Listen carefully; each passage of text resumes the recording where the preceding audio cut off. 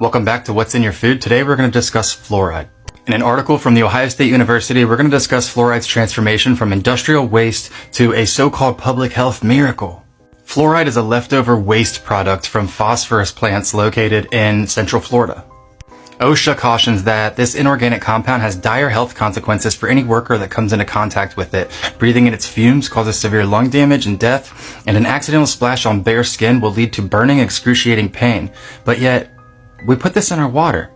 These fertilizer companies knew it would cost $1 million a year to dispose of this inorganic compound. This is not the same as the fluoride that is found in your toothpaste.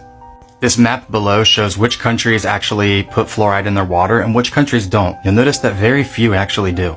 Despite the fact that Western European nations largely rejected this practice, the dental decay in Western Europe has declined at the same rate as here in the United States. When this first began, it kind of made sense, but since then we've discovered that this can cause a huge health crisis.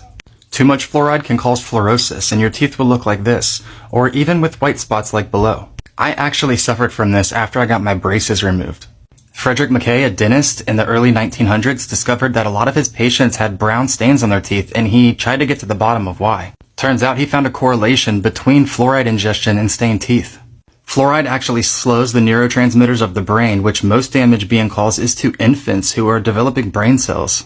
A Harvard medical study shows that fluoride actually lowers the IQ in people who ingest it, and it's alleged that the Nazi concentration camps were the first people to use this. Since fluoride dumbs you down, it makes you easier to control. It should also be noted that lead and arsenic have been discovered in the inorganic compounds that come from Florida. And when fluoride was introduced into Washington, D.C. in the 1950s, the government employees were actually offered at the taxpayers' expense bottled water so that they did not have to drink the fluoride. The government just wants us to obey and consume. Is this another way they turn this place into a prison planet?